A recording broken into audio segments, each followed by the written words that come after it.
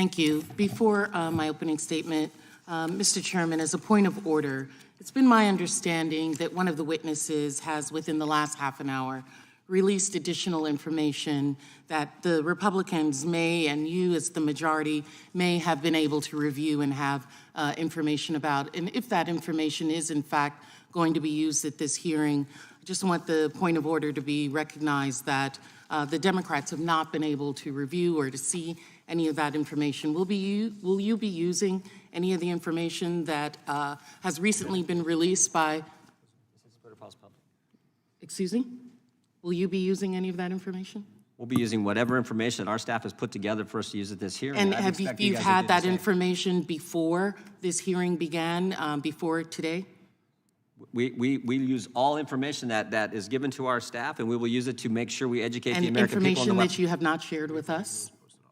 Oh, we think it was posted online. Within just this half an hour, the last 20 minutes, but it's not information do you want us to get to us before you want us to get you a copy of it? Because we can make a copy. I think we can go online and find a copy. We can look on our Twitter accounts and see it. But I just want the point of order that you have not shared any of that with us. And I understand that you may have been looking at this long before today's hearing. We obtained it at the same time frame that was Excuse me, posted online. before we continue, is one of your colleagues trying to speak to me? Or I think this was a conversation between you and me. I was speaking to the parliamentarian, if you don't mind. Oh, okay. It's the gentlelady's time. Okay, all right, well. And I recognize you for an opening statement. And I had a point of order, which I was asking you to address. And I answered your question. Okay, great. Now I will begin my opening statements. 3 weeks ago, House Oversight had this hearing with actual Twitter executives who had actual firsthand knowledge about what happened in 2020.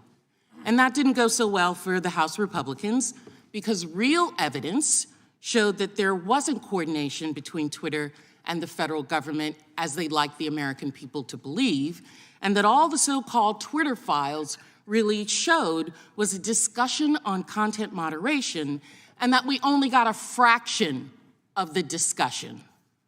So now we're back again, no surprise. What else have they got to talk about? Not what's interested in the American people are interested, not what taxpayer dollars have brought us here to Washington to do.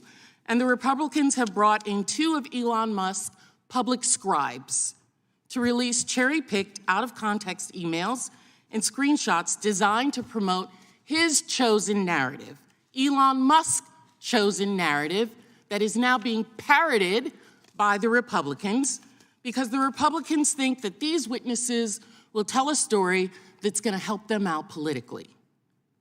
On Tuesday, the majority released an 18-page report claiming to show that the FTC is, quote, harassing Twitter. Oh my, poor Twitter. Including by seeking information about its interactions with individuals before us today. How did the report reach this conclusion? By showing two single paragraphs from a single demand letter, even though the report itself makes clear that there were numerous demand letters with numerous requests, none of which we've been able to see, that are more demand letters and more requests of Twitter. In other words, the conclusions are based on a fraction of information out of context, cherry-picked, surprise, just like the Twitter files. The majority conveniently forgot to share with the public that in May of 2022, well before Musk acquired Twitter, the FTC had already fined the company $150 million for failing to safeguard users' data. Users, the American people, other individuals, its 150 million users, Twitter had not safeguarded them. Twitter entered into this consent agreement that required it to make regular reports to the FTC, and the previous consent decree between Twitter and the FTC was entered into in 2011. Elon Musk might not like this requirement, but Twitter had issues with FTC long before Musk bought the company, and there's nothing political about that. We've asked for the full set of documents that Musk must have shared with the Republicans on the committee, but we can draw some logical conclusions from what we have been given. You know what the Republican report actually shows? 2 conclusions. First, the FTC has extraordinarily serious concerns about Twitter's handling of consumers' data, and that there's something going on between congressional Republicans and Elon Musk. Mr. Chairman, Americans can see through this. Musk is helping you out politically, and you're going out of your way to promote and protect him and to praise him for his work. This isn't just a matter of what data was given to these so-called journalists before us now. There are many legitimate questions about where Musk got the financing to buy Twitter. We know for a fact that foreign countries like Qatar, Saudi Arabia, and possibly even Russia and China are investors presently in Twitter. Do these countries now have access to private Twitter user data? What agreements has Elon Musk reached with them? We know how Elon Musk funded the purchase because it's public. Let's look at a slide here. Here's what it shows. Musk got $500 million in financing from Binance. That's in highlight for you. A crypto exchange platform run by Chinese billionaire. That billionaire has described his funding as a small contribution to the cause. I don't know what that cause is. Musk got $1 billion from Larry Ellison, whose super PAC spent millions on Republican candidates last cycle, including election deniers. Musk got $375 million, highlighted here, from Qatar, which has recently been questioned about its lobbying practices. Musk got $700 million from Vi Capital, a secretive investment fund based in Dubai. And very interesting, as you can see down below, the nephew of the Saudi king is Twitter's second largest investor at a much larger amount. And the chair wants us to think that Elon Musk is the victim.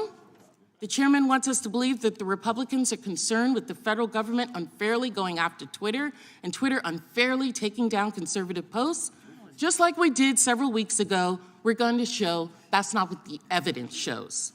I want to underscore the very real threat posed by Twitter files and by the witnesses in front of us today. Here's Yoel Roth describing the harassment he and other former Twitter employees have faced because of the irresponsible way in which the witnesses in front of us and others have released this cherry-picked, out-of-context data.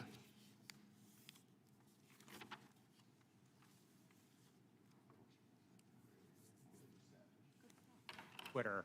Employees as far away as Manila in the Philippines.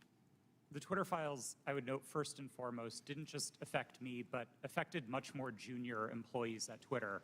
Employees as far away as Manila in the Philippines were doxxed, had their families threatened, and experienced harm equal to or greater than what I've experienced. But concurrent with the Twitter files, Elon Musk also made the decision to share a defamatory allegation that I support or condone pedophilia. And this lie led directly to a wave of homophobic and anti-Semitic threats and harassment against me, of which Twitter has removed vanishingly little. And following the Daily Mail's decision to publish where I live, ultimately I had to leave my home and sell it. Those are the consequences for this type of online harassment and speech. Thank you. Mr. Chairman, I'm not exaggerating when I say that you have called before you two witnesses who pose a direct threat to people who oppose them. It's funny when people have to go through that. Exactly. This is unacceptable. I'm ready for it.